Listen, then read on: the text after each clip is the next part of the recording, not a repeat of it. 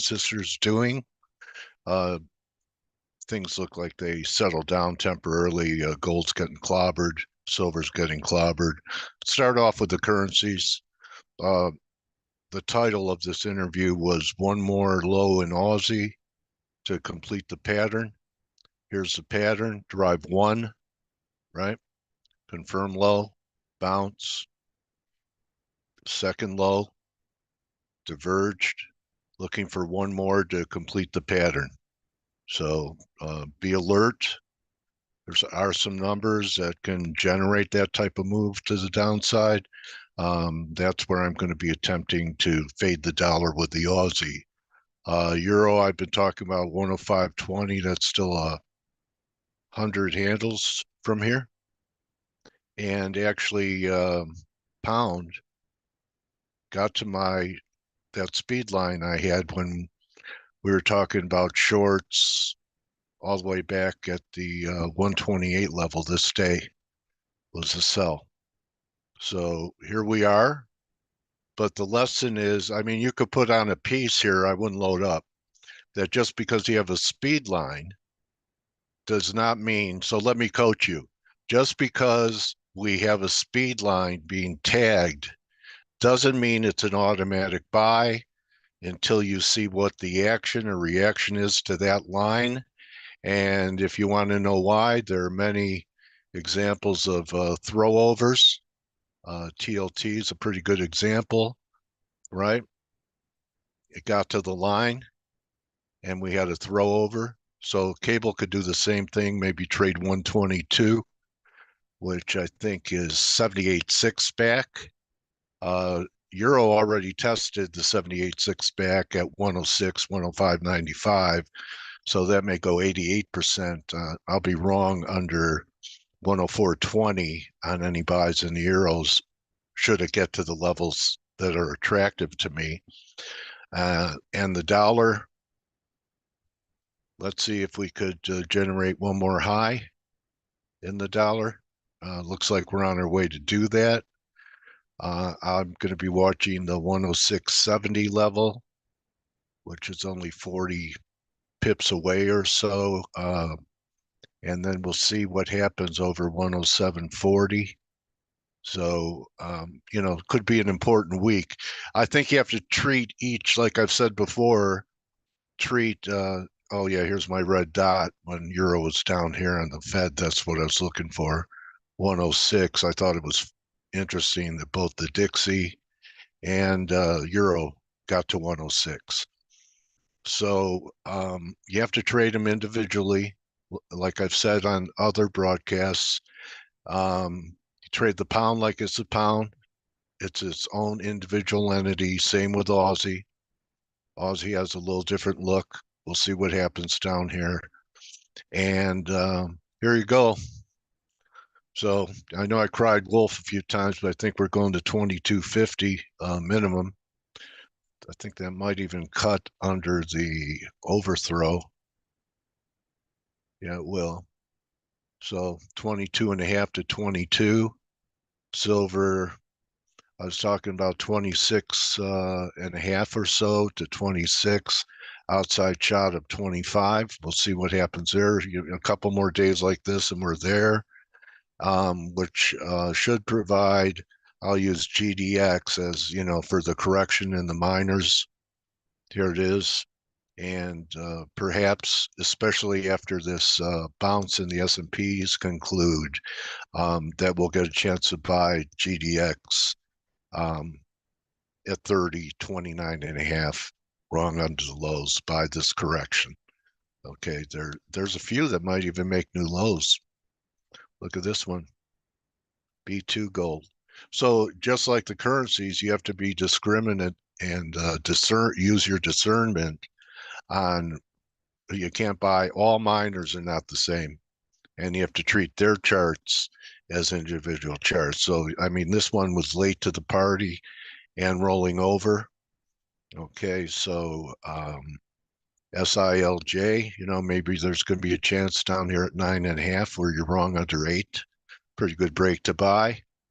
And some of the little ones that really performed, well, here's AG. Looks like 550. This run really looks ugly. It was anticipating this break. So let's see how AG acts around 5.5. Endeavor, which doubles, more than doubled up here. Maybe we get a pullback into this zone, about $2, and you're wrong under 140. Fortuna looks a little stronger, but maybe we get a pullback to 360. That's a buck from where it closed Friday. That'd be a nice entry with stops under the low. And the big question is going to be about yields. As yields continue to tick up, here's your 10-year. Okay, ready to challenge this 470 level. I've seen, so it's well over the 61.8 level, as you can see here. Like I put up the daily for you to see that. Okay. So 61.8 was 453. So we held it. The first sign you know that there's yields might be heading down would be to take out Friday's low. Okay, let's see what happens. Take a look at a real short-term chart. Yes, I do sometimes look at 15-minute charts. So we had a confirmed high here on the 10-year. So, and then look how RSI really tailed off. I know it's a short-term chart, but if and when we take out this high of 66.8, which is a layup, this time we may diverge on shorter term indicators. There's a 15. Let's take a look at the 30, probably same picture. Yeah, we diverge between this high and this high. So I expect some kind of divergence. Maybe we're going to trade in the 470 range, 475 or so. Anyway, we'll take a look at that because that's going to be part of the equation for a turn in the dollar. And I don't think it's that healthy that crude is about to take out the $80 level. I mean, that was important on the way up for a breakout. So why wouldn't it be important with it taking out the 80 level? There's a 4-hour. There's daily. Yeah, it's looking kind of heavy. And maybe the bear market is back on in bonds. Okay, let's address S&Ps and NASDAQ now. So the S&Ps are higher today, just like gold is lower on a little bit of an ebb in the tension between Iran and Israel. Doesn't mean it's going to last, but it doesn't have to last too long to get some type of bear market rally that could take us back to 51, 51.20. I'm still in a sell rip mode because it's still my view. So here you go. We had 360 point rally. So halfway back would be about 51, 61.8 right here.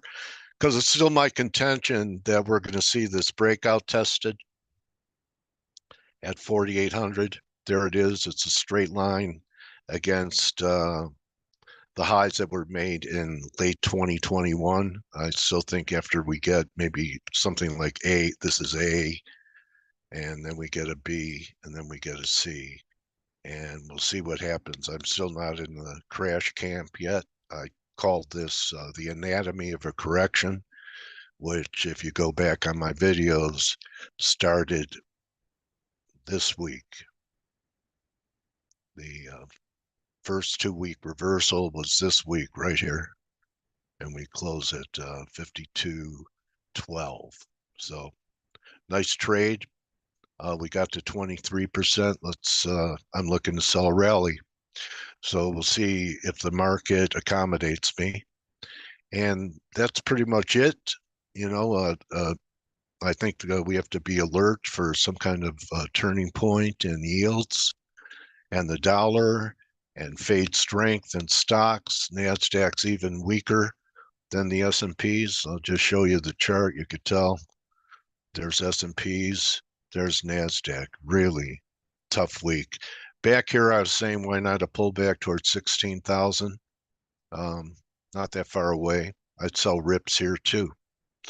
And that's a wrap. I hope that this analysis is teaching you how to trade. Because while I'm going through this, I give the reasons. So these are not just for actionable ideas, they're for understanding the ideas so that eventually you'll see what I'm talking about on your own, like 3 drives, etc.